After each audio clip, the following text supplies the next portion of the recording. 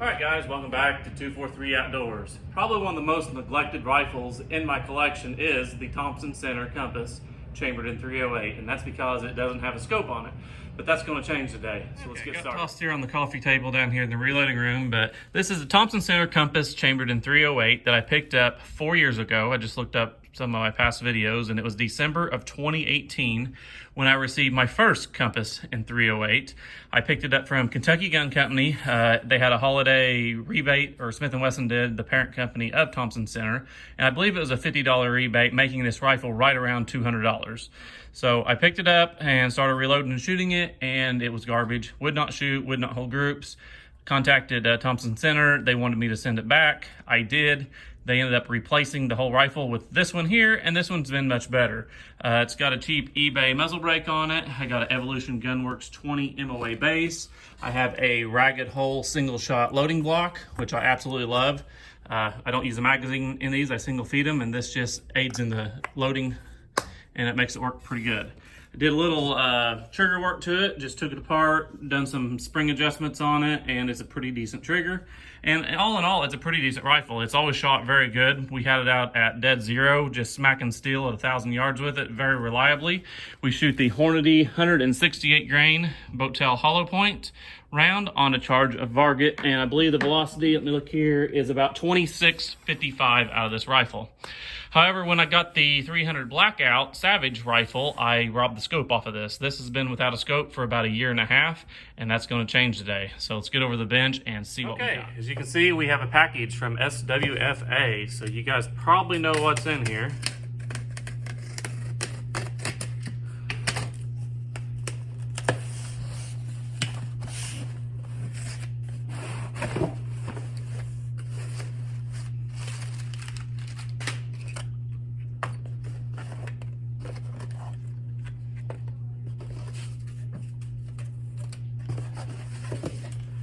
Okay, we have the SWFA SS Super Sniper 16x42 scope, one of my favorites. This is my third one.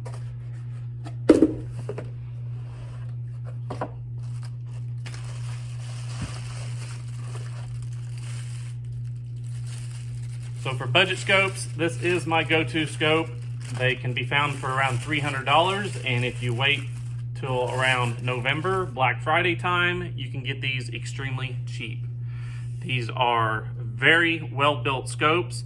This is the 16 power. It's a fixed power. I don't do a lot of adjustments on my scope as far as zooming them in and out. Usually whatever the max magnification is where it stays, and this is a good medium range. 16 power is really good. I really like it. We got the MOA turrets. These have really good clicks on them, has a really good focus on them, 30mm tube. And just brought up their website, and these are available in 6 power, 10 power, 12 power, 16 power, and 20 power. I currently have, this makes my second 16 power, and I have a 20 power on my 243. 20 power is decent. I think the glass is a little bit better than the 16. As your magnification increases, it seems like the clarity goes down a little bit. To me, it's not as bright as the 16, so I really like it. I'm gonna go ahead and click on this here and read the specs to you. This is not a paid advertisement in any way. I bought this scope directly off the site with my own money, so this is just something I really think is a good value. So typically these run $299. They're running a Black November sale, so you don't have to wait till Black Friday. I think the last two I actually waited till Black Friday, and they usually go pretty quick. But $299, these are currently on sale for $219.99, and they come with some free stuff. You get a free set of rings, and these are very decent heavy-duty rings. I really like them. You also get your bubble level, which is a necessity if you're shooting long range, and you also get a sunshade. Either you can run it or not. It just extends the front just a little bit. Okay, so reading the specs off the website, it is the 16 power 42mm objective. It has a 30mm tube. It's considered second focal plane, even though it's a fixed power, so in all reality, it's really a first focal plane. It doesn't change. The impressive part of this is the 110 MOA of adjustment that this scope has. That is huge. Most of your even mid-range scopes only go up to 70, 75 MOA of adjustment, limiting you how far you can shoot. Throw a 20 MOA base on this, and that'll give you roughly about 70 MOA of usage, which for most rifles will get you out to 12, 14, 1500 yards. Throw you a set of custom rings on there, get that full range of 100 MOA, and you have a mile capable scope right here. I have not shot this scope out to a mile in my other two. I've shot them over 1,000, maybe 1,200 at the max, but they will do it. One more thing is it's waterproof, fog-proof, shock-proof, and rated all the way up to 50 BMG. We'll go ahead and open up these accessories real quick and show them to you. This is the bubble level, and it includes 1-inch inserts. So if you actually didn't want to use it on the scope, you can use it on a 1-inch tube scope. Very simple bubble level, clamps around it. Make sure your reticle's level with your target so your shot don't skew off. Next is the sunshade. Get it opened here. And it's just a tube extension, kind of keeps the glare down. Matches very well with the scope. You can usually hardly tell it's even on there. Get it threaded on. It's a very fine thread. There we go. So there's the sunshade installed. Last is our rings, and I chose the low size. You can choose low, medium, or high. Low works on my application. Also includes inserts for 1-inch. These are very similar to the Burris or the Vortex rings, or which you normally run on everything. They may even be made by the same people because they look identical. So I like these 6-screw rings. They hold very tight, and they work very well. So I think what we'll do next is go ahead and get this scope mounted on the rifle. Okay, so pardon the clutter here, but I got the rifle mounted in the vise. I got some homemade soft jaws, throw a couple microfiber towels and a leather glove. Got my level leveled out on the rail, and I throw a second level on the muzzle so I can keep track of it when I remove this level. Next thing we're going to do is take our rings apart and degrease them. So I use rubbing alcohol and a rag, and I wipe down all the screws. Then I get a pipe cleaner and clean out all the little bolt holes. So I got the rings kind of mocked up where I want them, and the scope sitting on the rings. And I knew this going on, but when you use low rings with the scope and the EGW rails, you really don't get no adjustment for eye relief because your clearance is very, very tight.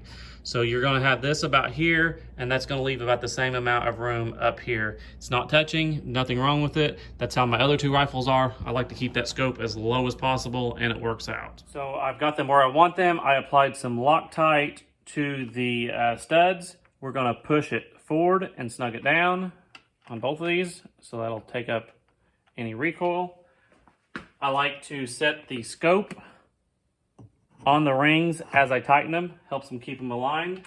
And we are going to tighten these two 1/2-inch nuts to 30 inch-pounds. So we're going to use our Wheeler fat wrench here and dial it up to 30. There we go.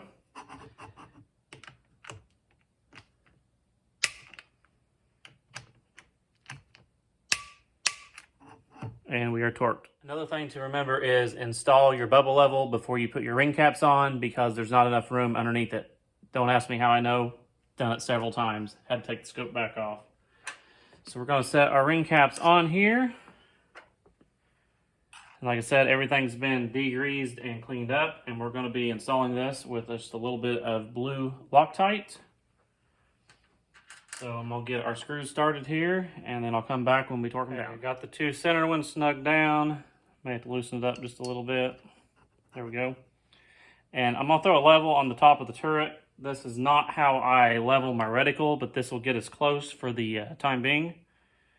So that looks pretty good. Let me check my clearance from front to rear. And I may push it forward just a little bit. I think I'm happy with that right there. Our front level is still level, and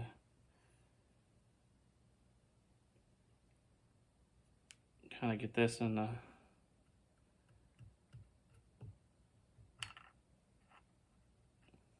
that'll be close for now. So I'm going to go ahead and run these down finger tight, and then we'll level out our reticle with our base. I try to keep my ring gaps on each side equal. I think I got them pretty close. Just a dab of Loctite is all you need. And when we do our final torquing, these will be torqued to 20 inch-pounds. Okay, up next we're going to level the reticle and make it perpendicular to the base. So what we're going to do is project the reticle using a flashlight shining down the scope onto this white box, which has a string, and it's a black string with a weight on it, a plumb bob, and we'll adjust our scope and get the reticle perfectly up and down. So I'm gonna turn off the lights and project it down it. We wanna make sure our front level is level, because if it's not, everything's off. And then once we get the scope snug down, we'll true it up with the level on the scope. So I shut off all the lights and I got this pretty close to where it needs to be. I think it's pretty close. So I got one light on here because I can't film with no light. But what we're gonna do is shine the flashlight down the scope, and we are projecting on this box. And as you can see, that black line, the plumb bob line, is perfectly in line with that reticle. And if we go back here and look at this level on the turret cap, it is actually touching this inside line. So if you just throw a level on your turret cap and level it that way, it's not always true. And then we have this one here that is true with the base, and we are perfectly level. So what we're going to do is snug this down really slow and try not to make the scope rock side to side, and we'll have it.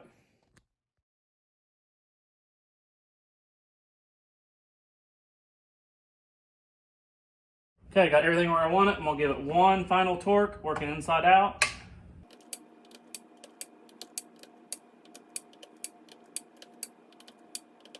And our scope is mounted. Okay, we got one last thing to do, and that is to get our bubble level leveled up. I threw it on a bipod and a bag, and then I can check my front level here. And to the best of my knowledge, it looks like that is just about as level as it can be. So we need to square this up, get the bubble just right perfectly in the middle while not messing that up.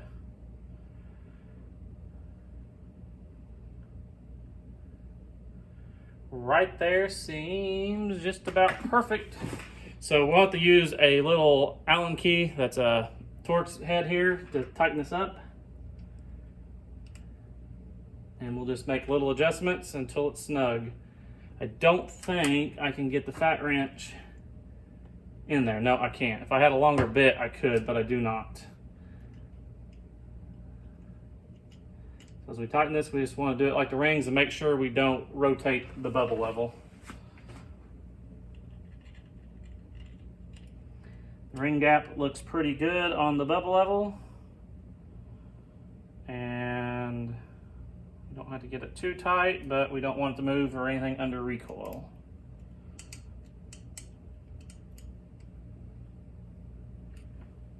All right, so that should get it. Next thing I need to do is bore sight it and zero it. Okay, to bore sight this rifle, I'm gonna remove the bolt. I'm gonna look down the barrel at my 100-yard target, and I have a 12-inch piece of steel. I'm gonna get that target as centered as I can, looking down the bore. Then we'll adjust the turrets to get it centered up.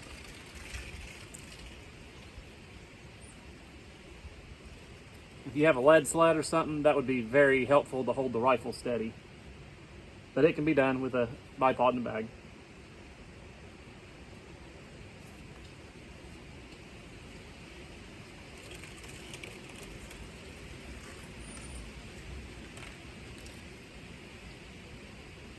So that looks pretty close. We'll look through the scope.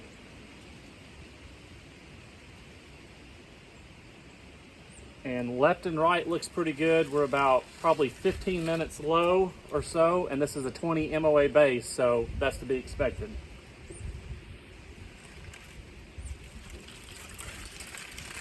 So we're gonna do one full revolution, going down, put it back to zero.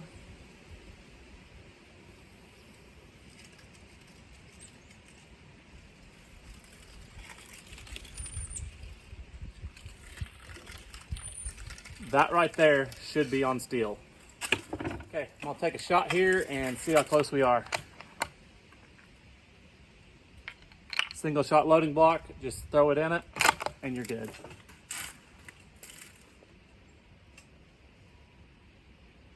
Level up our bubble level.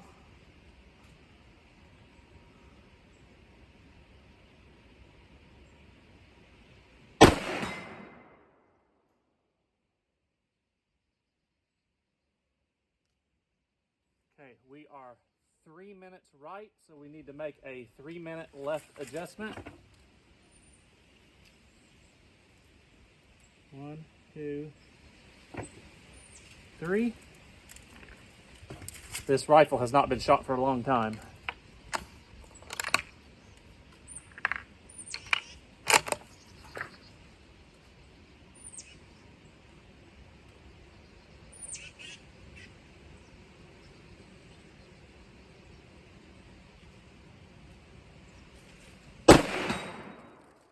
We are zeroed in 2 shots.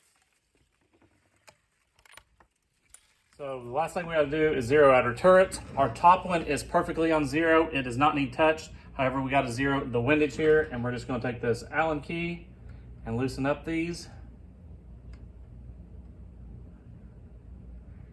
I believe there's 3. 1, 2, and the third one is right there. It's actually a little bit loose, so I need to check the others too while we're at it. Don't think we have to take these all the way out, so let's pull it straight out without clicking it. There we go. And we'll find 0 there and line it up with our line. There's an O-ring you got to go over.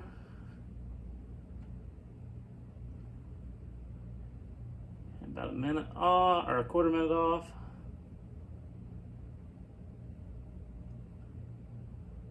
Right there. Snug these back down.